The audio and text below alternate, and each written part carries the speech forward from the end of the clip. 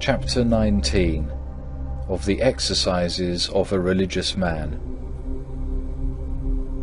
The life of a Christian ought to be adorned with all virtues, that he may be inwardly what he outwardly appeareth unto men. And verily it should be yet better within than without, for God is a discerner of our heart, whom we must reverence with all our hearts wheresoever we are, and walk pure in his presence as do the angels.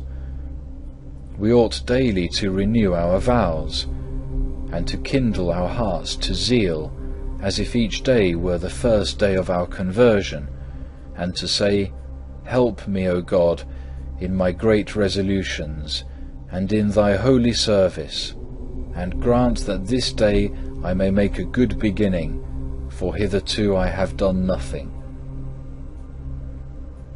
According to our resolution, so is the rate of our progress, and much diligence is needful for him who would make good progress. For if he who resolveth bravely oftentimes falleth short, how shall it be with him who resolveth rarely or feebly? But manifold causes bring about abandonment of our resolution.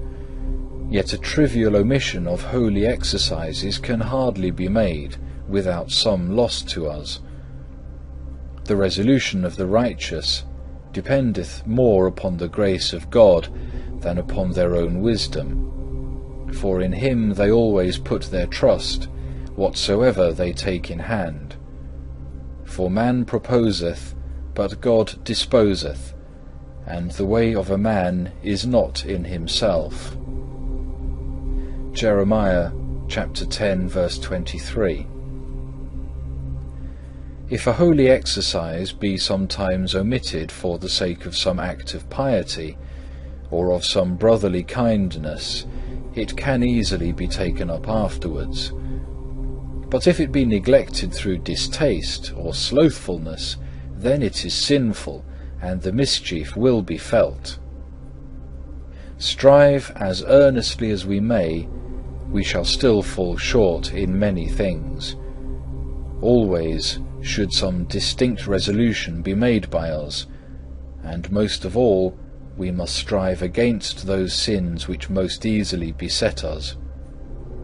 Both our outer and inner life should be straitly examined and ruled by us, because both have to do with our progress. If thou canst not be always examining thyself, thou canst at certain seasons, and at least twice in the day, at evening and at morning. In the morning make thy resolves, and in the evening inquire into thy life, how thou hast sped today in word, deed, and thought. For in these ways thou hast often perchance offended God and thy neighbour. Gird up thy loins like a man against the assaults of the devil.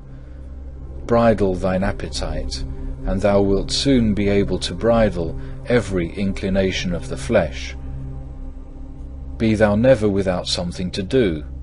Be reading, or writing, or praying, or meditating, or doing something that is useful to the community. Bodily exercises, however, must be undertaken with discretion, nor are they to be used by all alike. The duties which are not common to all must not be done openly, but are safest carried on in secret. But take heed that thou be not careless in the common duties, and more devout in the secret, but faithfully and honestly discharge the duties and commands which lie upon thee. Then afterwards, if thou hast still leisure, give thyself to thyself as thy devotion leadeth thee. All cannot have one exercise, but one suiteth better to this man, and another to that. Even for the diversity of season, different exercises are needed. Some suit better for feasts, some for fasts. We need one kind in time of temptations, and others in time of peace and quietness. Some are suitable to our times of sadness, and others when we are joyful in the Lord. When we draw near the time of the great feasts, good exercises should be renewed, and the prayers of holy men more fervently besought. We ought to make our resolutions from one feast to another, as if each were the period of our departure from this world, and of entering into the eternal feast. So ought we to prepare ourselves earnestly at solemn seasons, and the more solemnly to live, and to keep straightest watch upon each holy observance, as though we were soon to receive the reward of our labours at the hand of God.